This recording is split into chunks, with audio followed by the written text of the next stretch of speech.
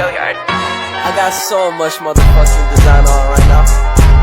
Break it down, bring it back, make it clap. I got 3 old thoughts, new guap, wear that dick. Bitches on my line, and you know they come strapped. Hold up, what it not, 45, scope it down, like whoa. How you fucking with these hoes up? Assalamualaikum Ibu. Waalaikumsalam. Perkenalkan, nama saya Tri Andini R, mahasiswi dari Institut Ilmu Kesehatan Pulau Munia Makassar. Hari ini saya akan melakukan penyuluhan kesehatan Ibu untuk materi yang akan saya bawakan pada kali ini, yaitu diabetes mellitus. Untuk sebelumnya, apakah Ibu penderita penyakit diabetes mellitus Ibu, atau ada keluarga Ibu yang menderita penyakit tersebut? Ya, kebetulan saya penderita diabetes dan ada juga adik saya satu yang juga menderita diabetes. Baik Ibu, untuk sebelumnya pengertian diabetes mellitus Ibu itu merupakan penyakit gangguan metabolisme kronis yang biasa ditandai peningkatan glukosa darah atau hiperglikemia yang biasa disebabkan karena ketidakseimbangan antara suplai dan kebutuhan insulin. Insulin dalam tubuh ini dibutuhkan untuk memfasilitasi masuknya glukosa dalam sel agar dapat digunakan untuk metabolisme dan pertumbuhan sel. Untuk tipe-tipe penyakit diabetes itu terbagi atas 4. Yang pertama, diabetes mellitus tipe 1, yang dimana diabetes mellitus tipe 1 ini yang tergantung pada insulin, yang biasa disebabkan karena kekurangan produksi insulin. Diabetes ini dapat terjadi karena kerusakan sel di kelenjar pankreas akibat proses kekebalan tubuh atau autoimun, terjadi pelisisian atau pembunuhan sel tubuh oleh sistem imunitasnya sendiri. Yang kedua itu Ibu ada diabetes tipe 2, yang dimana diabetes ini tidak tergantung pada insulin.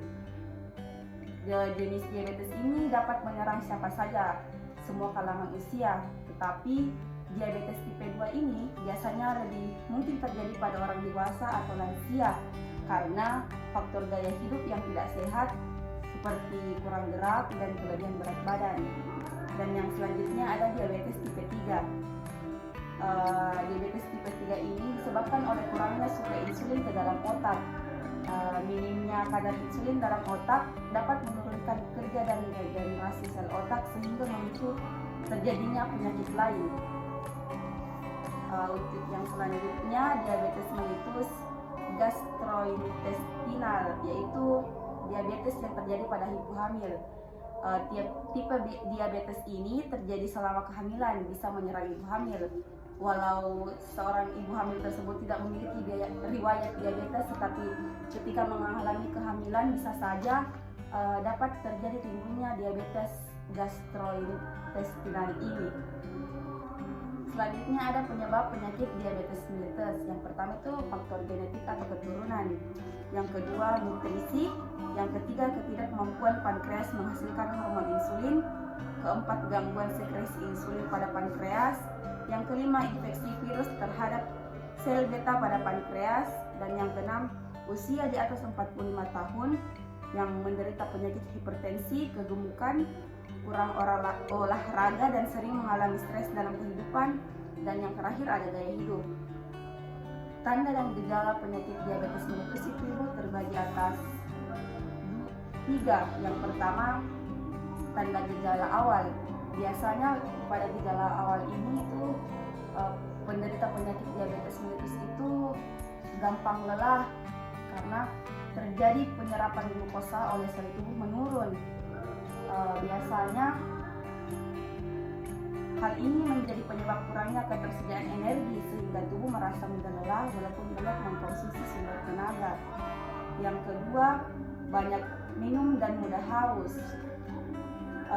Penderita diabetes mellitus buang air kecil sehingga penderita diabetes mellitus juga harus banyak minum karena terus-menerus dalam keadaan haus. Selanjutnya banyak membuang air kecil dan berat badan menurun. Yang kedua, bila kadar glukosa tidak terkontrol maka akan timbul gejala kronis seperti banyak minum dan banyak buang air kecil serta mudah haus, sering kesemutan, kulit terasa panas dan tebal, kram dan mudah capek, mudah mengantuk, mata menjadi kabur, gatal di sekitar kemaluan, terutama pada kalangan wanita. Selanjutnya, keluhan yang biasa dialami pada penderita diabetes mellitus itu biasa kesemutan, gangguan penglihatan, dan gatal atau bisul.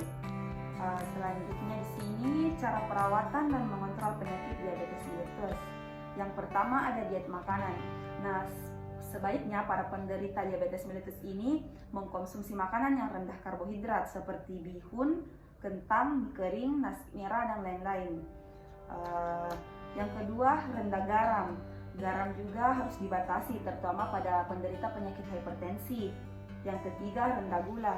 Sebenarnya gula masih dapat digunakan dalam jumlah terbatas, tidak melebihi dari 70% dari kalori. Misalnya gula juga dapat digunakan sebagai bumbu makanan. Yang kedua ada latihan jasmani.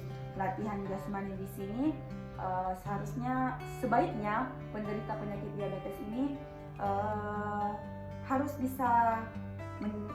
bisa lari pagi, renang, bersepeda, jogging agar membakar kalori dalam tubuh sehingga dapat Macam mie.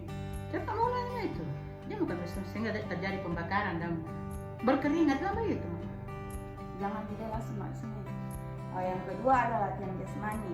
Latihan jasmani di sini yang pertama jalan kaki, jogging, lari pagi, renang, dan bersepeda. Selanjutnya yang ketiga ada perawatan kaki. Yang keempat minum obat teratur secara petunjuk. Nomor 5 kontrol kadar gula darah secara teratur. Yang keenam minum obat sesuai dosis yang diberikan. Dan yang terakhir ada diet sesuai anjuran. Nah, yang terakhir di sini cara pencegahan diabetes mellitus. Yang pertama, tidak boleh terlalu banyak makan makanan yang manis dan harus dalam jadwal yang teratur. Yang kedua, rutin mengecek gula darah. Yang ketiga, membatasi lemak jenuh. Yang keempat, olahraga rutin. Dan yang terakhir ada menjaga berat badan ideal. Nah, itu tadi Ibu penyuluhan dari saya yang berjudul diabetes mellitus. Barangkali Ibu memiliki pertanyaan terkait dengan penyakit tersebut. Ya, begini deh. Bagaimana kalau selama ini kan saya sudah rutin minum obat yang dikasih oleh dokter, metformin dan pasangannya. Tetapi masih kadang juga itu gula darah saya naik turun, bahkan sudah pernah tidak terkontrol. Nah, untuk pertanyaan Ibu itu dari saya sendiri, seharusnya Ibu itu harus menjaga pola makan yang sehat, makan nasi merah, mengurangi makanan dan minuman yang manis, dan yang utama itu Ibu harus menjaga imun dan jaga hati. Dalam jaga hati ini yang saya maksud Ibu harus menjaga pikiran Ibu agar tidak stres.